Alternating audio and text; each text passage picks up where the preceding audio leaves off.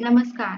आजच्या व्हिडिओमध्ये मी तुम्हाला अधिक महिन्यातील मंगळवारी जरी आपण काही नाही केले, तरी सुद्धा कुलदेवीला कोणत्या वस्तू आपल्याला अर्पण करायच्या आहेत याबद्दलची संपूर्ण माहिती सांगणार आहे. पण त्याआधी तुम्ही चॅनलवरती नवीन असाल तर चॅनलला लाईक करा आणि सबस्क्राईब देखील करा.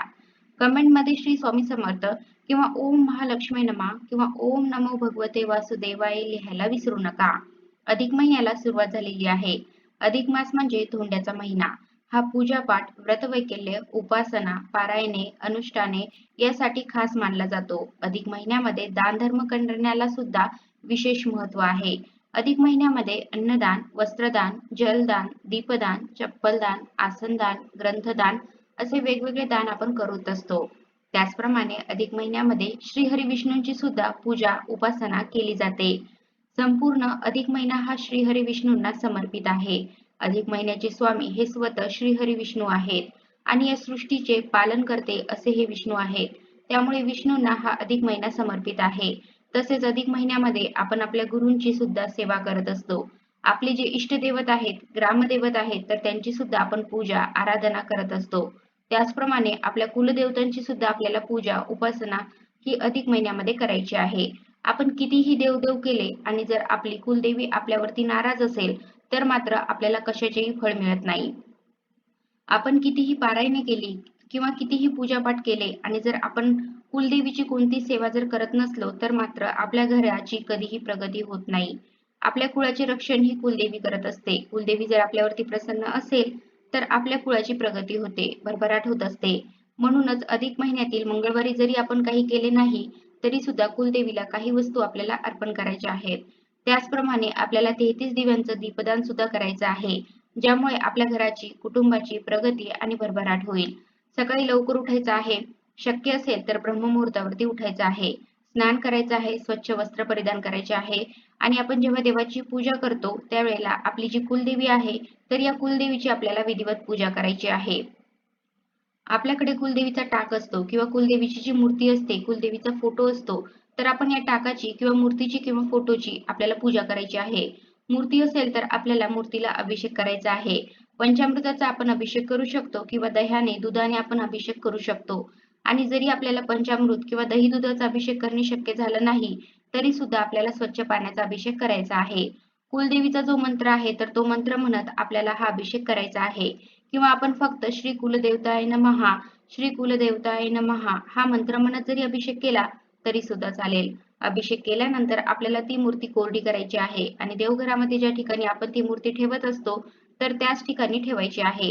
किंवा आपण या अधिक महिन्याच्या निमित्ताने प्रत्येक मंगळवारी आपल्या कुलदेवीची सेपरेट पूजा सुद्धा करू शकतो. सेपरेट एका पाटावरती किंवा छोटंसं जर आसन असेल तर त्यावरती आपण कुलदेवीच्या मूर्तीची सेपरेट सुद्धा पूजा करू शकतो.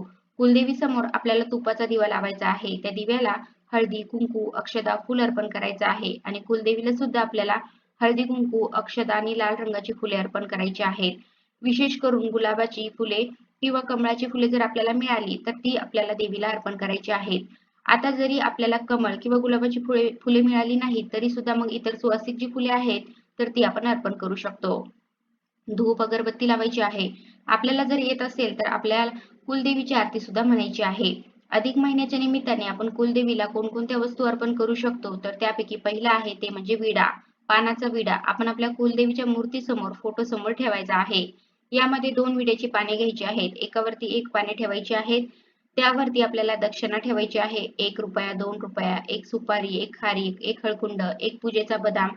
तर अशा प्रकारे आपल्याला हा पानाचा विडा कुलदेवीला अर्पण करायचा आहे. जरी आपल्याला इतर वस्तू ठेवणे शक्य झालं नाही, तरी सुद्धा मग आपण फक्त 2 विड्याची पाने घेऊन त्यावरती सुपारी जरी ठेवली, एवढा जरी पानाचा विडा अर्पण केला आणि त्यासोबत दक्षिणा मात्र आवर्जून ठेवायची आहे. 1 रुपया का होईना दक्षिणा ठेवायची आहे. तर एवढा जरी विडा आपण अर्पण केला तरी सुद्धा कुलदेवीचा आशीर्वाद आपल्याला प्राप्त होतो. आणि दुसऱ्या दिवशी म्हणजे बुधवारी आपल्याला काय करायचं आहे, ही विड्याची पाने जी आहेत, तर ती निर्मल्यामध्ये विसर्जित करायची आहेत आणि ज्या काही वस्तू आहेत, तर ज्या खायच्या वस्तू आहेत त्या खायच्या आहेत. जे नाणं आहे, सुपारी आहे, तर ते लाल कपड्यामध्ये बांधून कुलदेवीचा आशीर्वाद म्हणून आपल्याला आपल्या तिजोरीमध्ये ठेवायचं आहे. त्यानंतर आपण कुलदेवीची ओटी सुद्धा भरू शकतो. ज्याप्रमाणे एखाद्या सुवासिनी स्त्रीची ओटी भरण्याला अधिक महिन्यामध्ये विशेष महत्त्व आहे, त्याचप्रमाणे कुलदेवीची ओटी भरण्याला सुद्धा तेवढेच महत्त्व आहे. त्यामुळे आपण साडीने ही ओटी भरू शकतो. साडी, ब्लाउज पीस नारळ, गहू किंवा तांदूळ, त्याचप्रमाणे हळकुंड, सुपारी, बदाम, खारी, खोबऱ्याची वाटी, गजरा, एखादं सौभाग्यवान, मग त्यामध्ये आपण हळदी कुंकवाचा करंडा किंवा हिरव्या बांगड्या, नथ असं कोणतंही एक सौभाग्यवान घेऊ शकतो. आणि दक्षिणा सुद्धा ओटीमध्ये ठेवायची आहे आणि तांबूल जे आहे तर ते आवर्जून ओटीमध्ये असायला हवं. जेव्हा आपण देवीची ओटी भरतो त्यावेळेला तांबूल सुद्धा आपण देवीला अर्पण करत असतो. तर अशा प्रकारे ही ओटी भरायची आहे.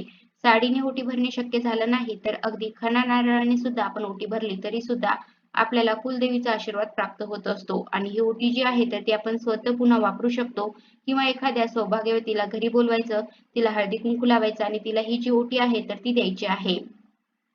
कारण अधिक महिन्यामध्ये सौभाग्यवतीचा मानपान करण्याला सुद्धा तेवढेच महत्त्व आहे. तसेच आपल्याला जर ओटी भरणे शक्य झालं नाही तर आपण कोणतंही एक सौभाग्यवान कुलदेवीला अर्पण करू शकतो.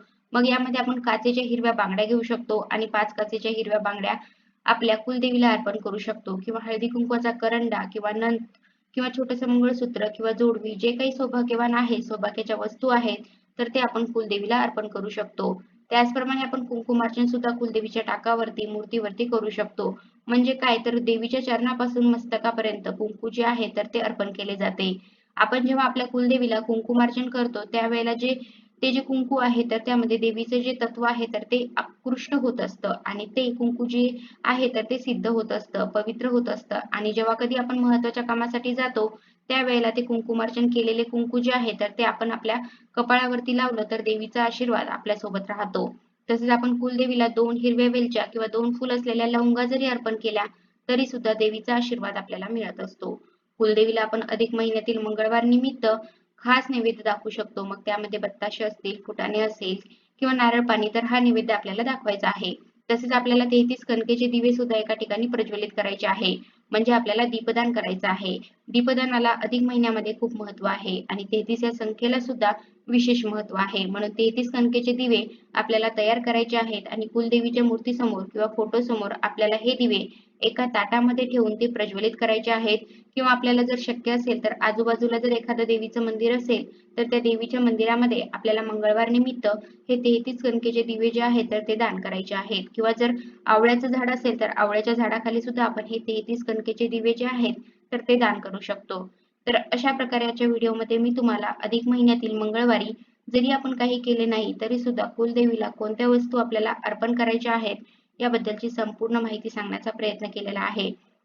तर अशा प्रकारे तुम्ही कुलदेवीची मंगळवारी ओटी सुद्धा भरू शकता आणि मी सांगितल्यापैकी त्यांना सर्व सौभाग्यवान सुद्धा अर्पण करू शकता.